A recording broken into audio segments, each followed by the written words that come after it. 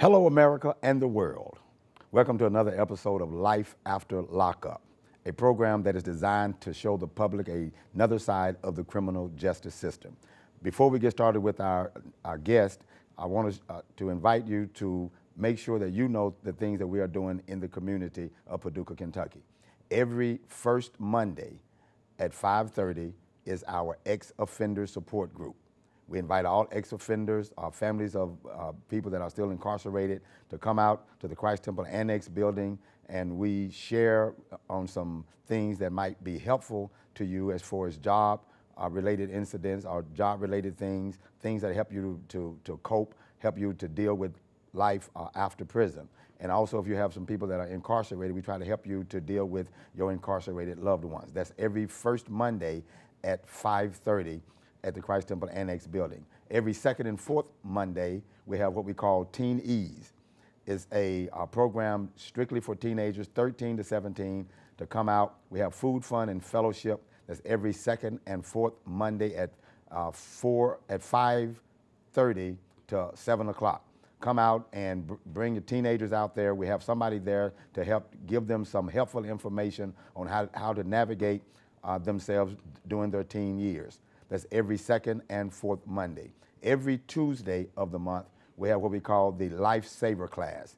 Every Tuesday at 11:30, also at the Christ Temple Annex. If you have any life-controlling issues, whether it's drugs, alcohol, envy, jealousy, low self-esteem, insecurities, come out and get some help so that you can move forward in your life. That's an 8-week faith-based course every Tuesday at 11:30. And starting in October, we're going to be doing that same Lifesaver class starting the first Wednesday in October at 5:30 on Wednesday. So come out. If you can't make it to the 11:30 class on Tuesdays, come out every Wednesday at 5:30 to 6:30 to get some help with whatever your issue is. That's every Wednesday. We're going to start in October for the Lifesaver class. Now, just want to prepare you for today's show because we have a very important and interesting guest. He's going to be telling you his story. I'm going to kind of give you the groundwork. He spent 36 years in prison. Friend of mine, I met him about 22 years ago. Went to come see him in Tennessee, and has a very dynamic story. We want to welcome to Life After Lockup, Claude Copeland. Claude, is glad to have you, man. I'm glad you're here, and I'm excited about your story because you have something that you need to share with people that might be watching. Just kind of set the stage for us a little bit. Kind of go back because I know a lot of your story, but I want the people to hear maybe like how you got started. Even I think what you said to me, you became a monster. What do you feel like started that?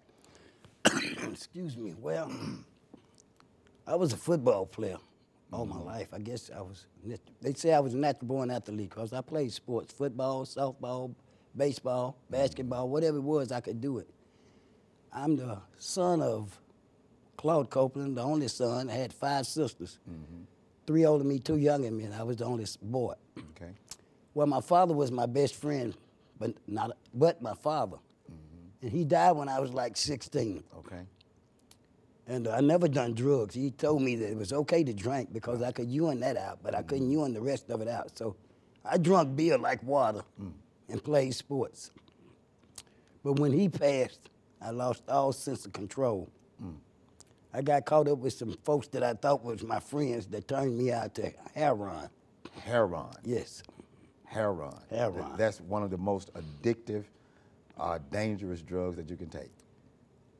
I would not suggest it for anybody. Right, right. I shot heroin from 16 all the way up to some of the times that I was incarcerated. Okay. I got on heroin and I returned into a whole different person. I went to robbing, stealing, taking, whatever it took for me to get my drug. Right, right. That's what I done. And that's what caused me to be incarcerated. Okay. Now let's deal with this. Also playing football, even when your dad passed and everything, you had a secret that a lot of people didn't know. Well, my secret was I had to keep it unclosed because I didn't want nobody to know that I was doing drugs. Right. I didn't want my family didn't know because I was trying to continue to do what I needed to do without everybody knowing. But when they finally found out that other people was telling them, I kept ignoring it, the fact. Right. And not only that now, because you couldn't read. I couldn't read or write at that time. Right. I always kept me not being able to read or write to myself. When somebody would, hey man, one of my friends, hey, read this. I said, man, get out of my face. I ain't got time to read. I'm doing this. Right. But I done that. That was my defense because I know that I couldn't read or write. Right. But you could run the football. All I could do, if I could do anything, I could run a football like it wasn't no tomorrow. Right. But for us reading and writing, I was lost. I never knew what to do. And I think this is one of the things that I definitely need you to kind of emphasize on that, because the importance. I think the importance for anybody that's going to school and putting their hope in just a basketball or a football or a tennis, first of all, get an education. Be sure that you stop to get an education, because you might not make it to the pros. Right. You might get to the big league. Right. At least you have something to fall back on and be able to survive in society. Right. But I didn't have that choice because they just taught me to run the ball, and that's all I knew. So what you're saying is that even though the teachers and the people, the administration, that they basically knew you couldn't read. All right. Of course, they just told me to sit in my seat, be quiet, somebody else would do my work. All I needed to do was be quiet and run the football. Run the football. No more, no less. So you basically making money for the school, but they basically knew that they were basically destroying your life, in a sense. I mean, that's just me being honest. Of course, but at that time, I didn't think they was destroying my life. I thought they was doing me a favor. Hey, I ain't got to do this, and I can still play football. But when I got a little older, I realized how much it had hurt me. Right. So then I got to the realization that I wanted to learn to read. Right. Now, but this was the learning to read thing came a little bit later, because now you said you hooked on heroin. Right. And you're robbing and stealing. You're doing all kind of crazy stuff. You said, like what you told me, you turned into a monster, basically. Yes. And this heroin basically helped you to turn into that monster. Of course. And now, so you doing all these things, you get you get arrested and you have 2 10s, I think, your 2 first 10s thing. running together with total to 110. Yes. Right. And while you was in there, this other charge came up. Another charge come up where they gave me a 4 to 10, a 15, and a 50-year sentence without parole. Good God Almighty! Now, and because I know a lot of this, what happened to you, this is one of the things that I really have always had an issue with, and we've talked about this. You was already in there, and when this other thing came up, it was what we call a co-defendant. Right. The guy that actually did the majority of the crime. Right. But they really wanted him and not necessarily you. Yes. Now, because I went to prison and you know how it goes in there. Now, you would have been labeled as a snitch. I told on him. So, although I know I tried to save the man's life that he was trying to kill, I wouldn't implicate myself and say I was there. So therefore, they told me they was gonna hang me along with him, and they done just what they said. Right, and not understanding or not realizing, which maybe they didn't even care, that by you already being in there, if you had told on this man, you've been labeled a snitch, how was that gonna affect your life going back in the prison system? Well, it would affect me in certain ways. Either I would have to kill somebody or be killed. Right, because you're a snitch. Right. And a snitch is a person that either needs to be in the hole or the whole time. Max locked up for the whole time that they're incarcerated. And that I was already incarcerated. The last thing I wanted to do was be incarcerated, then lock up on lockup. Right, so you felt like you didn't have no other choice but go to trial. But go to trial and try to win the case. Although I know that I was there, I didn't hurt this man. Right. And he even said that, but still, I would say I wasn't there. Right.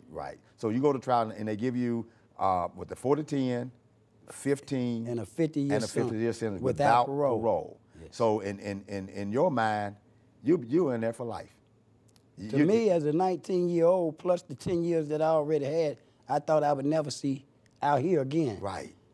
But God made a way that what men said, he overrules. He did. Now, the thing that I want people to see, 19 years old. Yes. You going in there with truckload of time. You already hooked on heroin. Yes. When you went in. Right. Okay, so how does that addiction work for you at 19? Well, I got even more involved in drugs. I went to shooting heroin and cocaine, speedballing. In prison? In prison. Morphines, pills, Demerol, taking Valiums, smoking weed. Whatever the drugstore had, I was a walking drugstore. You could not miss me. Now, and here's the thing too, because I went there, I kind of know how it works. They attack the visitors for bringing drugs in and stuff like that, which you might have a small percentage of visitors that bring drugs in. Agree. But where did the majority of the drugs come in Most of from? the drugs come in from the officers. The same one that bring it in to you and turn around and bust you for having it. They hungry for money. Right. So they broke the law, but to them, they'll break the law by bringing you the drugs, then turn around and bust you for the drugs. Exactly. Like as though they hadn't done nothing wrong. Right. Sure, you got maybe out of 700 people, 10 people from free world might be bringing in drugs, but most of it come in through the officers, right through their own front door. And they know this. Right. But they tolerate that because that's their people. Right, exactly. Now, so you getting all the kind of drugs that how are you providing with these drugs? How are you paying for the drugs? Well, I did work at times, and you save your money up enough to get green money back in my days to pay the officer to bring in the package. And from there, you can sell drugs and shoot drugs and still have enough money to pay for your fix. Wow. And now prison is like a whole nother world. When you went in there at 19, even though you was getting high, what was your mindset? How do you feel like you were able to cope at 19? Did you just stay high? I mean, most of the time I was high. You had to be high from the killings, the rapings, the robbings, the folks I seen throw from tin walk to the concrete, the hell that the officers put you through. You had to be high because every day it was 3-4 killings. Somebody hit in the head with a bat. Somebody stuck with knives this long. Ice picks. You hear folks hollering, because they're getting raped. And there's nothing you can do about it because you have to stop and you think in your mind, one day that might be you. Right. So you got to stay strong and don't show no weaknesses. Right. And fade anybody that say anything crazy to you. What do you mean by fading? What do you mean by fading? If they come up and say something crazy, you talk just as crazier than they talk to you, letting them know that there ain't no fear in you. Right. Because if you show a sign of weakness, you're gonna be somebody's boy. All right. Yeah. And so now you going in there, you got a truckload of time. Now, when I met you, you had come in off of escape. Yes. How much time had you done by that time? When I escaped, I had done 15 years already at the walls. I had done 15 years and I escaped. And when I got back from escape, they put me on maximum security, 23 hours a day, 5 years straight. Let me back up to the escape thing.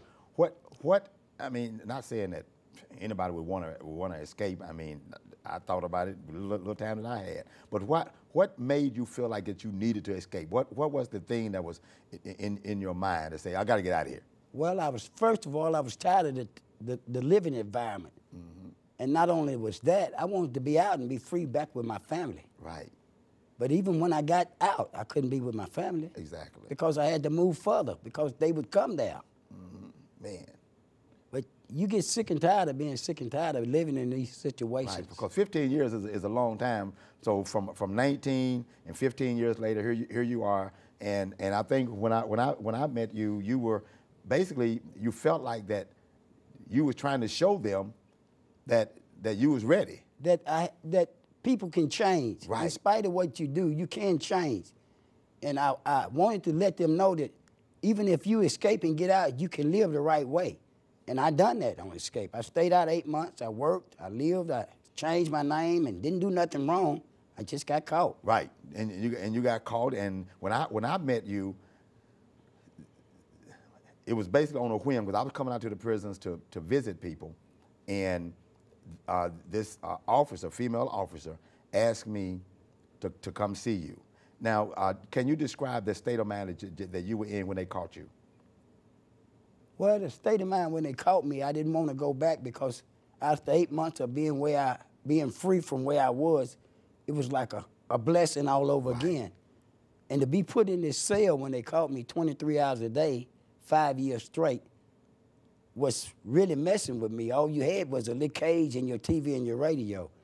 And the lady, Mrs. Atwood, that introduced you to me, knew that I was about to do something because she asked me, why you want to send your TV and radio home? I said, because I don't need it where I'm going. She said, where you going? I said, wherever I'm going, I don't need it.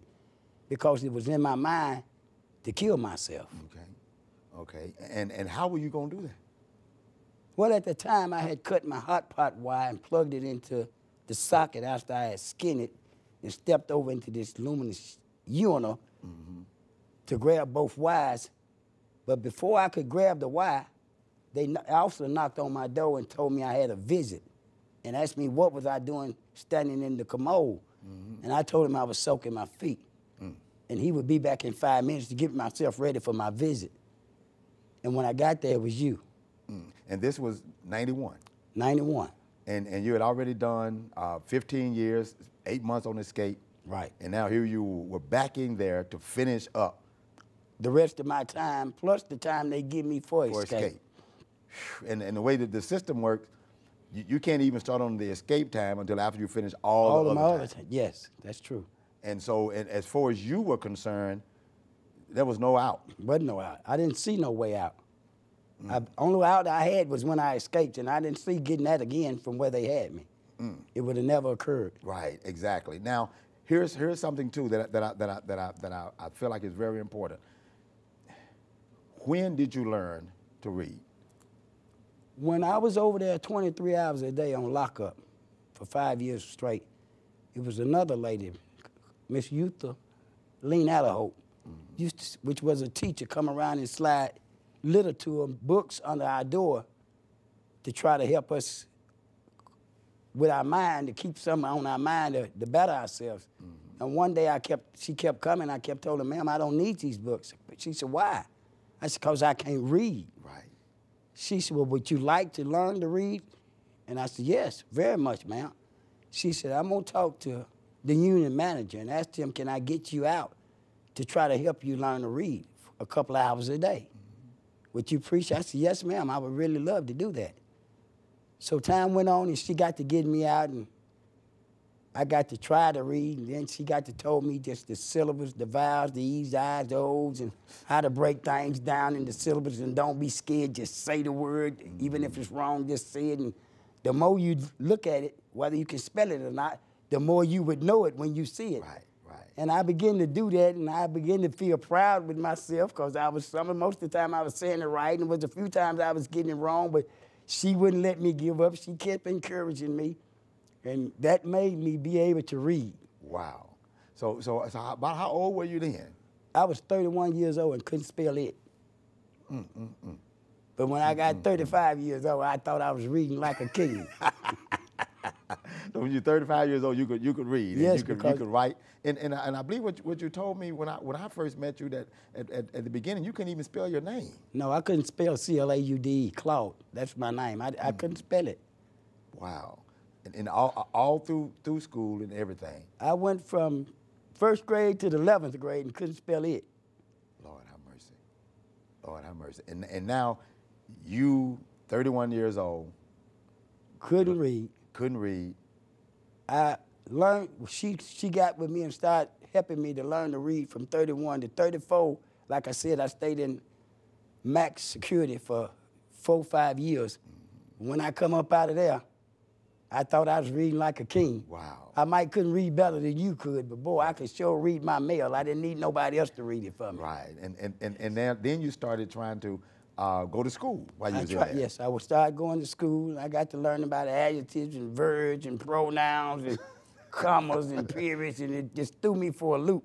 But the more I got involved in it, the more I got happy with myself because it made me hold my head up and stick my chest out because I felt that I was accomplishing something that wasn't negative. Right, right. And now that's good. That's very good what you just said. You were accomplishing something that wasn't negative. Right. Because all you had accomplished basically was negativity and negative things. Most of my life, once I got from 15, everything else was negative in my life. And I knew that on the inside of me, I had a good family, and they didn't teach me this, and this wasn't the way that I was taught.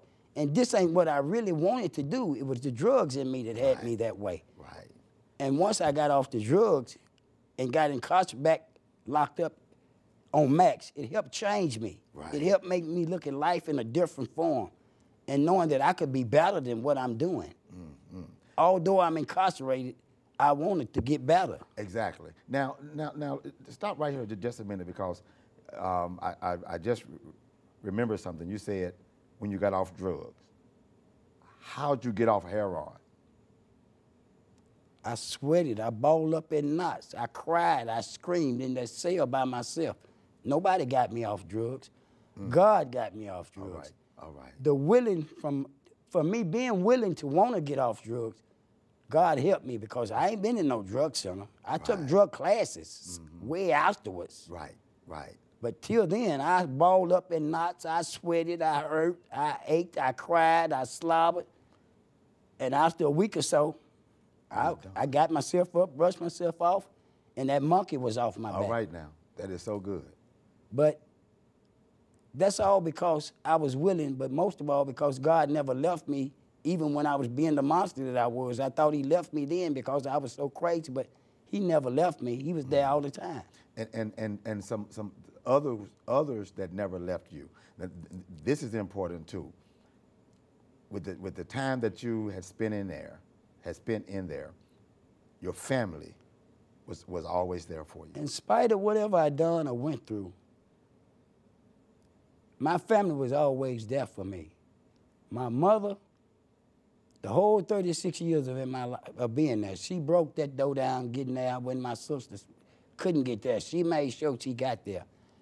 Even to this point, she held up until I got out. Yeah. 36 years after I got out, 35 days later, she died. But she was there for me. She didn't give up on me. Right, right. And I do thank God for the opportunity that he did give us together.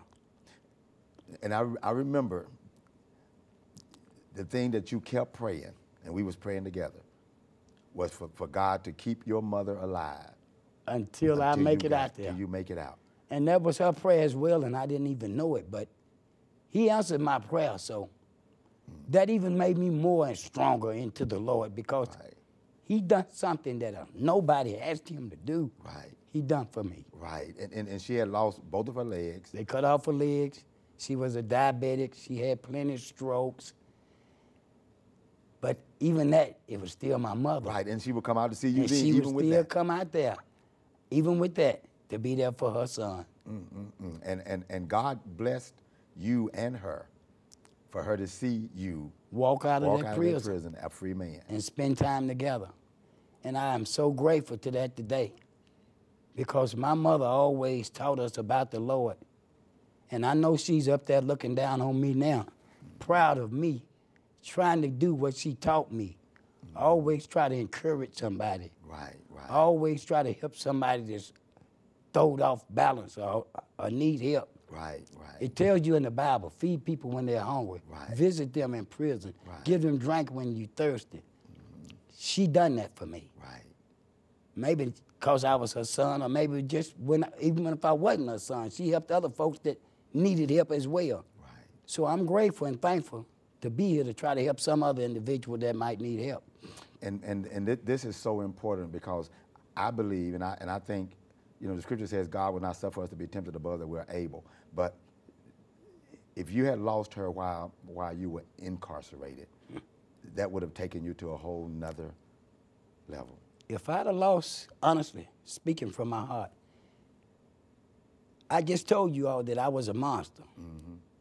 I would have been a great big monster if I lost my mother while I was there. I always prayed, even when I got high back in the days, that God, please get me out of here before something happened to my mother, because if something happened to her, I'm really going to go off. Wow. Because I already didn't have no hope or faith that I was going to get out at 95 years. And then plus feeling like that you really didn't deserve all that time. No, because I knew that I was there, but I didn't hurt this man. I tried to save this man's life. Yeah. And you still give me all this time? So that made me bitter and angry and hostile on the inside, to where I really would have been, as they call, a barbarian or a caveman, and hurt anybody that got in my way. I wouldn't have cared. Wouldn't have cared at all. Because I lost the best thing that ever happened to me, my mother. Right, right. Well, listen, man, this is powerful story, and we're gonna finish the rest of it and how you're maintaining being on the outside, and we're gonna do that on the next show. So I want to appreciate you, tell you how much I appreciate your story, and I'm sure people are being blessed by it. Thank you for watching this portion of the Claude Copeland story on Life After Lockup, and please make sure that you see the next program. God bless you, and you have a marvelous day.